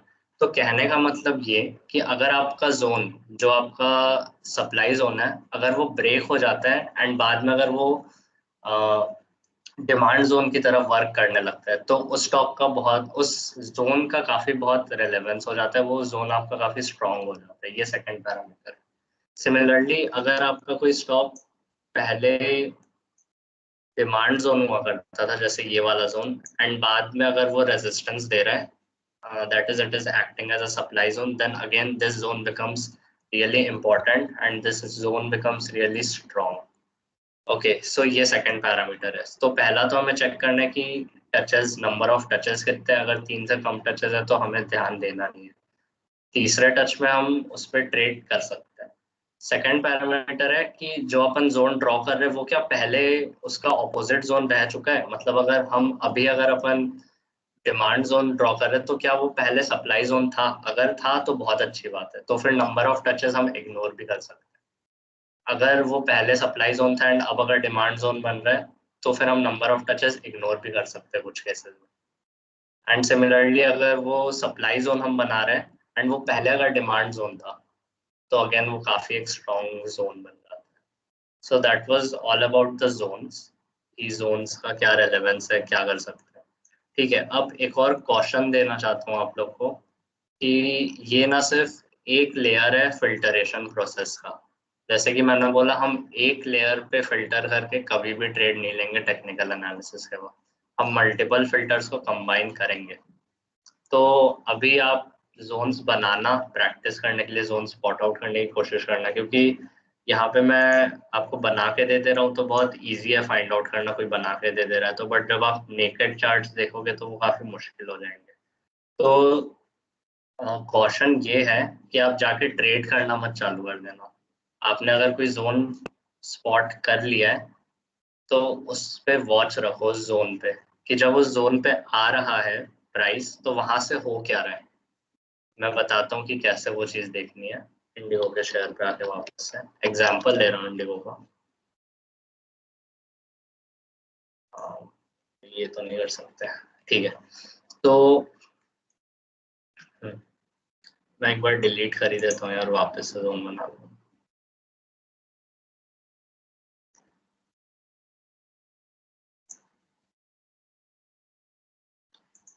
ऑलराइट, सो हाँ, हमने जैसे ये जोन स्पॉट आउट कर लिया, आपने भी मान लो किसी एक स्टॉक पे स्पॉट आउट कर लिया जोन, ठीक है। तो अब ना आप वेट करो कि उस जोन पे आने दो स्टॉक के प्राइस को एंड फिर चेक करो कि उसका मूवमेंट वहां से कैसा हो रहा है। जैसे हम लोग ने ये वाला जो जोन है ना इंडिगो में, वो हमने करीब अप्रैल में ही स्पॉट आउट करके रख लिया था 19 अप्रैल के आसपास, ठीक है। 19 अप्रैल को ना ये वाला स्टॉक इस जोन पे आ चुका था, बट हम जस्ट बिकॉज ये डिमांड जोन में आ गया है हमने तुरंत बाई नहीं कर लिया, क्योंकि डिमांड जोन से हमें पता है कि थ्योरेटिकली क्या होता है, डिमांड जोन में बहुत सारे बायर्स आ जाते हैं एंड फिर वो डिमांड इंक्रीज कर देते हैं एंड प्राइस को ऊपर ले जाते हैं। तो 19 अप्रैल को आ गया था स्टॉक डिमांड जोन में, बट हमने उसी दिन बाई नहीं किया।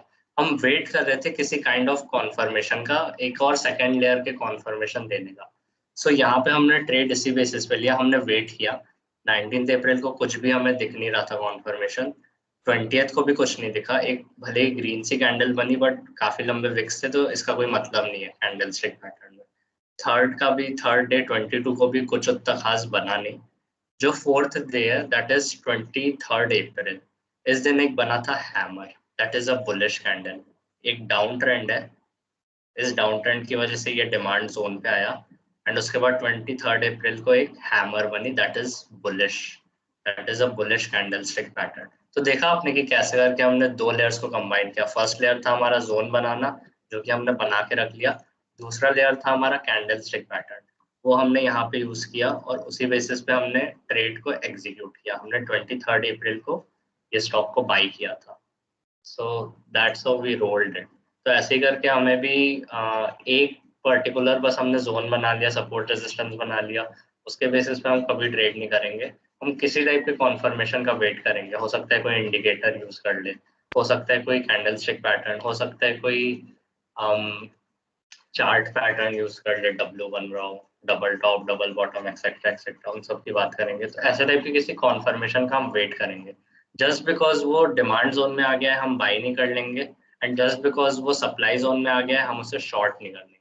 एक और एग्जांपल मुझे यहाँ पे नजर आ रहा है, इसमें मैंने ट्रेड तो सॉरी इसमें मैंने ट्रेड नहीं लिया है, बट ये भी एक काफी अच्छा सिग्नल है ट्रेड करने का।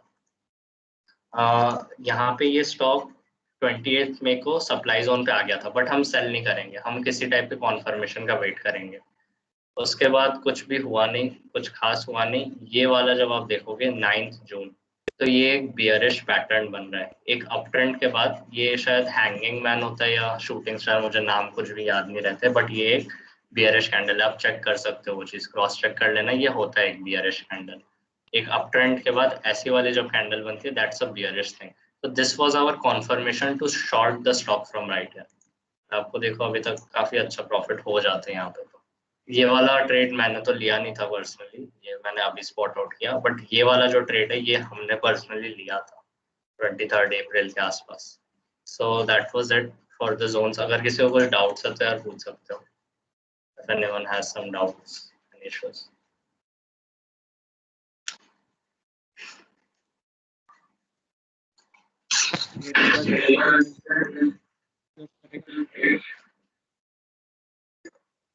आश्रय क्या तेरी आवाज नहीं आ रही?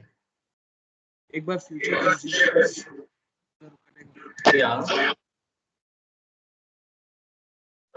आवाज ब्रेक हो रही है आश्रय। हेलो, मैं बोल रहा हूँ कि फ्यूचर कंज्यूमर ऑब्जर्व करें। फ्यूचर कंज्यूमर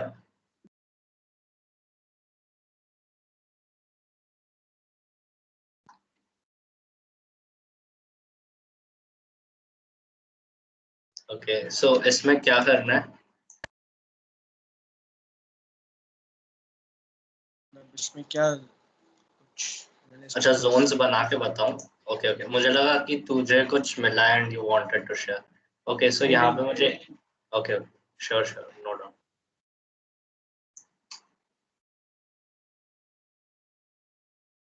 यहाँ पे ये एक जोन मुझे नजर आ रहा है अभी के लिए। तो ये पहले डिमांड जोन बन रहा था, उसकी तरह वर्क कर रहा था, एंड उसके बाद ये एक सप्लाई जोन की तरह काम करने लगा है।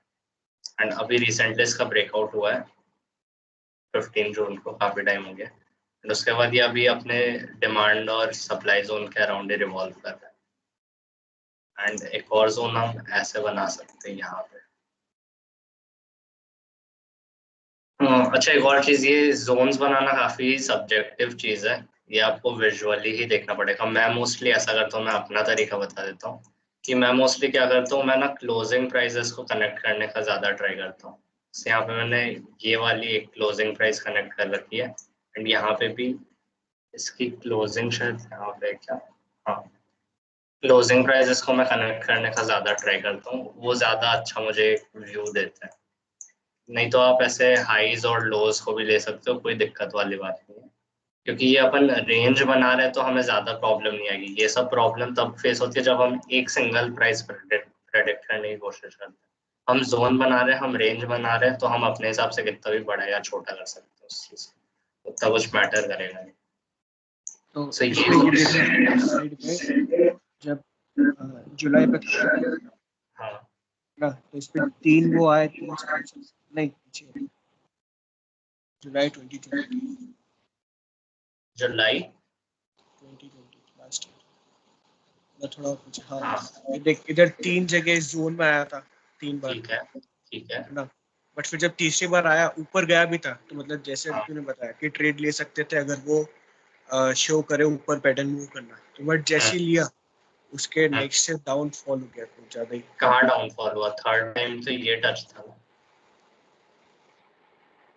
अच्छा, एक नहीं, थर्ड तो इधर टच हुआ है ना, इस तरफ ये से सितंबर अक्टूबर के बीच में। सो ये अपना फर्स्ट हो गया, ये अपना सेकंड हुआ, और ये अपना थर्ड हुआ ना। टच अपन कैसे कैलकुलेट करते हैं कि टच होने के बाद वो रिवर्स हुआ था, मतलब एक्चुअली फिर फोर्थ ले ले। हाँ ठीक है, फोर्थ। तो मेरे को लगा नहीं था कि उसको भी गिनते हैं, मुझे जस्ट एक लाइन थी। कोई बात। सो फोर्थ टच यहाँ पे हुआ ना, ये वाली चीज हुई ना फोर्थ टच। फोर्थ तो यही हुई ना, फर्स्ट सेकंड ये थर्ड, तो यही तो फोर्थ हुई ना।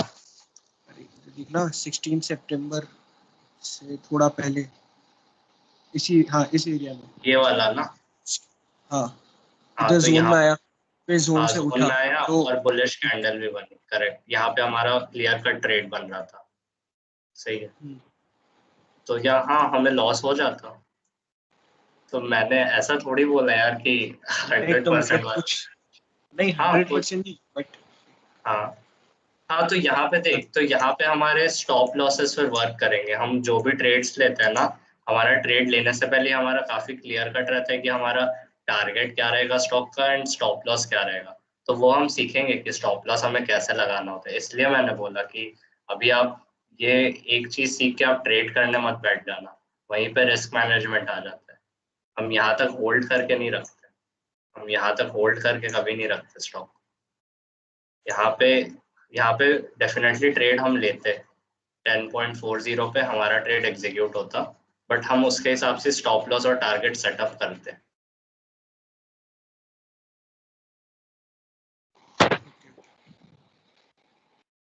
ये वही चीज हो गई ना कि उसने सप्लाई तोड़ा और वो नीचे चला गया। हेलो, ये वही चीज हो गई ना कि उसने सपोर्ट तोड़ा और नीचे चला गया। हाँ तो ये नहीं, यहाँ पे आश्रय का कहना है कि यहाँ पे हमारा होता ट्रेड एग्जीक्यूट, बिल्कुल सही बात है, यहाँ पे हम हाँ ट्रेड बट लेते स्टॉप लॉस हिट होता ना फिर। स्टॉप लॉस हमारा हिट हो जाता। हाँ हमारा इसमें लॉस होता है, इस केस में बिल्कुल लॉस होता।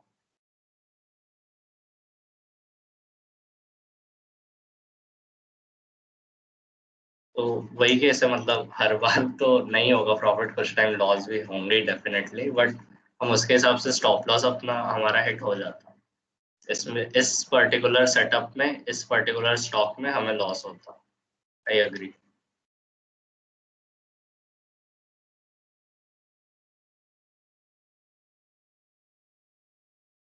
और किसी को कोई स्टॉक देखना है क्या जिस पे अपन मतलब बना सकते हो?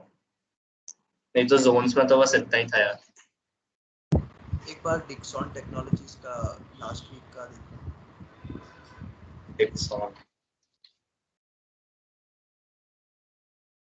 ओके, यही ना। हाँ तो इसमें ये एक जोन अपन बना सकते हैं। इससे ज्यादा तो कुछ मुझे इस स्टॉक में फिलहाल तो नहीं दिख रहा। एक्चुअली इसमें मुझे लगता है कि रेजिस्टेंस, सिंगल रेजिस्टेंस लाइन ही ज्यादा अच्छी वर्कआउट करेगी इस जगह पे। जैसे मैंने बोला यार कि हर स्टॉक में जरूरी नहीं कि जोन्स बने ही एंड वर्क करे ही अच्छे से। हो सकता है कुछ केसेस में, जैसे कि इस केस में डिक्सॉन के में, मुझे लग रहा है कि रेजिस्टेंस लाइन ज्यादा अच्छे से वर्क करेगी, इसलिए मैंने यहाँ पे लाइन बना दी।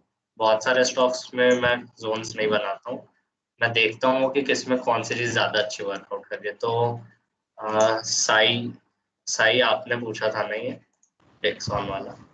हाँ तो यहाँ पे मुझे रेजिस्टेंस नजर आ रहा है 4326 पे, जिसका ब्रेकआउट हो चुका। सॉरी क्या? अगर हम इसका सपोर्ट बनाने जाए तो जैसे मई और जून के बीच में, तो ये भी एक सपोर्ट क्राइटेरिया में आ सकता हाँ है। ये एक सपोर्ट बने, डेफिनेटली ये एक सपोर्ट बने।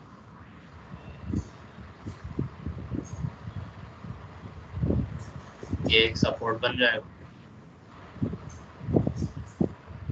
बट यार मैं एक चीज एनकरेज करूंगा कि पुराने हिस्ट्री में जाके मत बनाओ सपोर्ट और रेजिस्टेंस या जोन्स भी।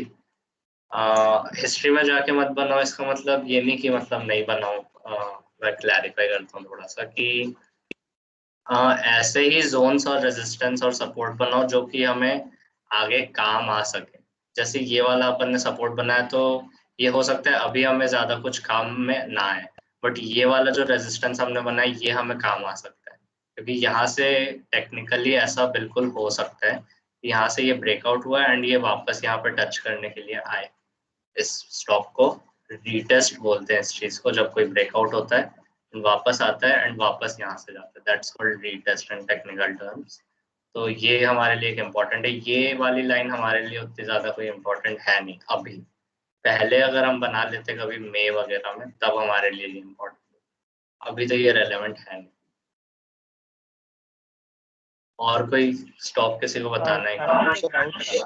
हाँ शाश्वत ये अच्छा सॉरी, एक मिनट, राघव समृद्ध कुछ बोल रहा हाँ, मैं ये बोल रहा था कि अपन ये जब भी जोन्स बनाते हैं या सपोर्ट रेजिस्टेंस देखते हो टचडाउन उसके टाइम पे कौन सा चार्ट ज़्यादा बेटर है, मतलब ऐसे मैक्सिमम टाइम वाला जैसे वीकली डेली वाला बेटर होगा या ऐसे 5 मिनट 15 मिनट वैसे वाले? है। ट्रेडिंग का टाइम होराइजन हेलो, हाँ हेलो, डिपेंड करता है चार्ट का टाइम फ्रेम क्या होगा, depending on what's your time horizon. अगर आपको इंट्राडे ट्रेडिंग करनी है देन 15 मिनट्स 5 मिनट्स होगा आपका टाइम फ्रेम। अगर आपको 30 डेज 20 डेज 45 डेज के अंदर अंदर रखना है अपना ट्रेड तो डेली होगा आपका time frame, and 2 hours 3 hours 1 hour ये यूज कर सकते हो। अगर आपको थोड़ा और लॉन्ग टर्म के लिए चाहिए लाइक 3 मंथ्स 2 मंथ्स ऐसा, तो आपको वीकली रखना चाहिए एंड डेली यूज कर सकते हो, वीकली और डेली साथ में। अगर उससे भी ज्यादा चाहिए like 1 year 1.5 years, तो फिर I would suggest go to monthly chart. सब में सेम ही कंसेप्ट सेम ही रहेंगे, कुछ चेंज नहीं होगा, बस टाइम फ्रेम चेंज होते जाएगा।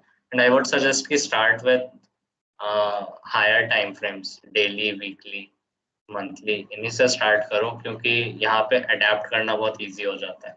अगर 5 मिनट 15 मिनट में जाओगे तो हर 15-20 मिनट में आपको ट्रेंड चेंज करते रहना पड़ेगा, सो इट्स रियली हेक्टिक। तो स्टार्ट करो with daily weekly and monthly time frames, अच्छे ट्रेड्स मिलते हैं, काफी अच्छे स्विंग ट्रेड्स मिलते हैं। और इंट्रा में आई वुड सजेस्ट कि मिनिमम 3 टाइम फ्रेम देखें। हाँ वो मल्टीपल टाइम फ्रेम एनालिसिस पे तो अपन आ जाएंगे बाद में। शाश्वत आज का हेवल्स भी दिखा सकते हो। हाँ हैवल्स, और किसी को अगर कोई स्टॉक देखना है क्या? मैं चाह रहा हूँ कि तुम में से कोई अगर कोई स्टॉक बोलो तो वो देख लेना, नहीं तो एक फिर समृद्ध तेरी आवाज नहीं आ रही क्लियरली। जेन इरिगेशन सिस्टम, क्या इरिगेशन? जेन इरिगेशन सिस्टम, जे इरिगेशन, JAIN, जेन जेन। जैन। सो वीकली पे चलते हैं।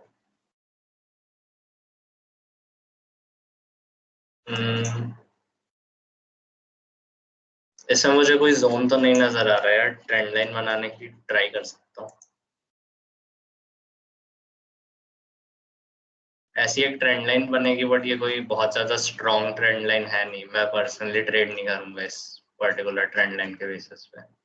इसके अलावा मुझे तो और कोई लाइन नजर नहीं आ रही है वीकली टाइम फ्रेम पे। और ये जो मैंने बनाई है ये भी कोई बहुत ज्यादा स्ट्रॉन्ग है नहीं, इस पे मैं नहीं ट्रेड करूंगा पर्सनली। हो सकता है कुछ लोग करना चाहें, मैं नहीं कर पाऊंगा, मुझे नहीं भरोसा हो रहा है इस ट्रेंड लाइन पे। और कोई जोन्स तो इसमें बन नहीं रहे, जोन तो बिल्कुल नहीं दिख रहा मुझे। डेली टाइम फ्रेम पे आने का ट्राई करता हूँ, डेली टाइम फ्रेम भी कोई जोन्स तो नहीं दिख रहे यार मुझे। ट्रेंड लाइन एक ये बनाने का ट्राई कर सकता हूँ बट अगेन ये काफी एक स्ट्रॉन्ग ट्रेंड लाइन तो मैं नहीं बोलूंगा क्योंकि ये ब्रेक हो चुका है।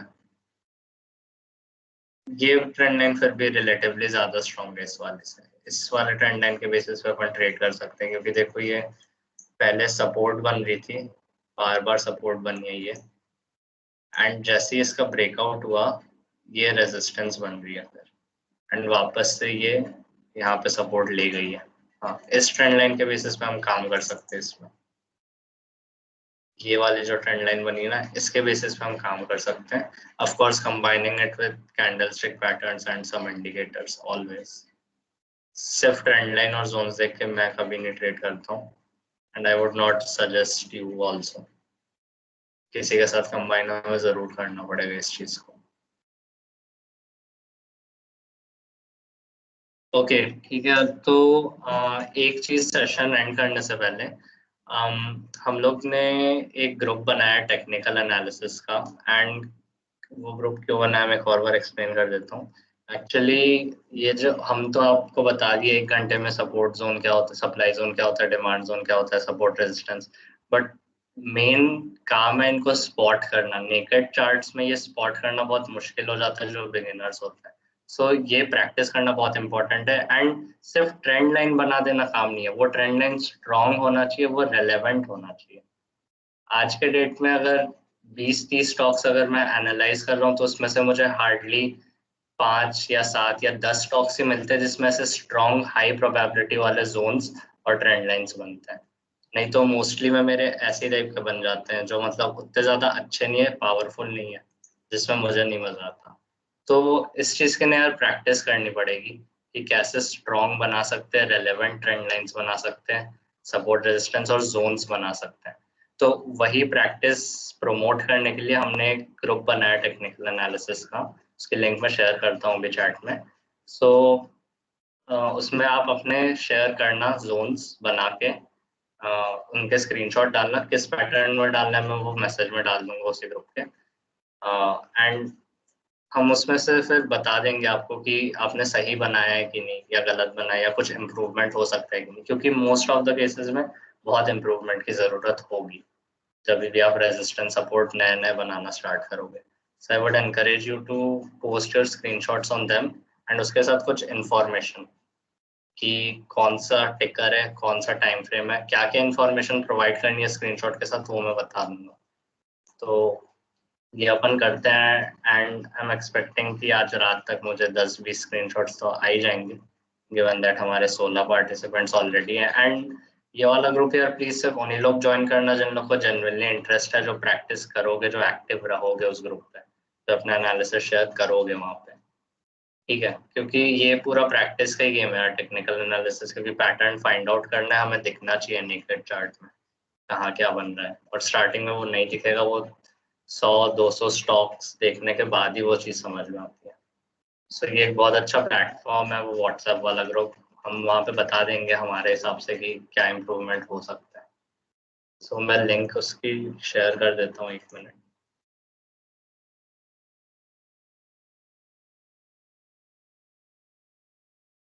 सॉरी यार मैं बहुत ज़्यादा टाइम ले लिया है, 20 मिनट्स एक्स्ट्रा हो गए, रियली सॉरी फॉर दैट। मैं एक्चुअली प्लान नहीं करके आता हूँ कि कितना क्या बोलना है, बस बोल देता हूँ।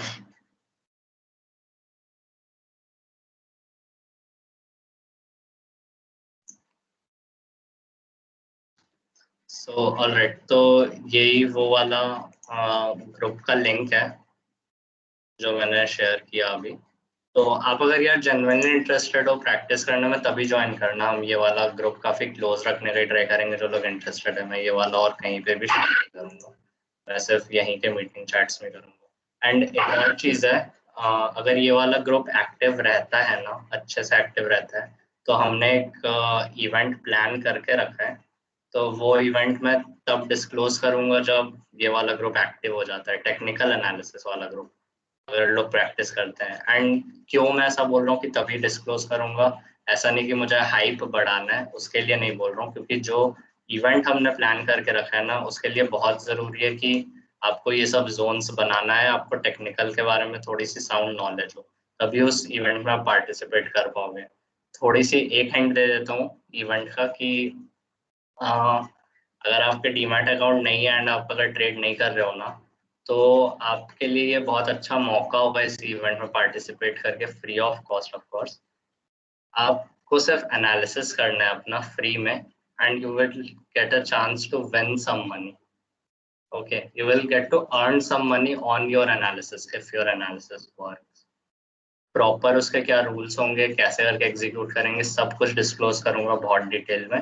बट फॉर दैट अगर ये ग्रुप एक्टिव रहता है तभी टेक्निकल एनालिसिस वाला, क्योंकि आपको टेक्निकल एनालिसिस आना बहुत ज़रूरी है, जोन्स बनाना, फाइंड आउट करना सपोर्ट रेजिस्टेंस, तभी आप वो इवेंट में पार्टिसिपेट कर पाओगे। तो दैट्स इट फॉर टुडे यार, thank you very much for joining in. अगर आप लोग थोड़ी 2-5 सेकंड के लिए अगर कैमरा ऑन कर सकते हो, we would really like to the screenshot.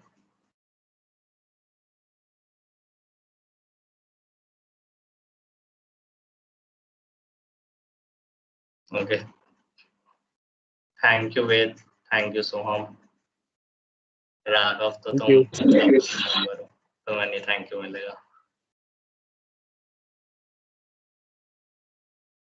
वेद तुमने कैमरा ऑफ कर लिया क्या? तुम दिख नहीं रहे हो। ठीक है। Okay, thank you. सो मैं एक स्क्रीनशॉट ले लेता हूँ, प्लीज ऑफ मत करना, एक minute screenshot. Alright, thank you very much. I will end the session. See you tomorrow. Thank you. Thank you, Shashwat. Thank you. Thanks, Ashwath. Thank you, Soham.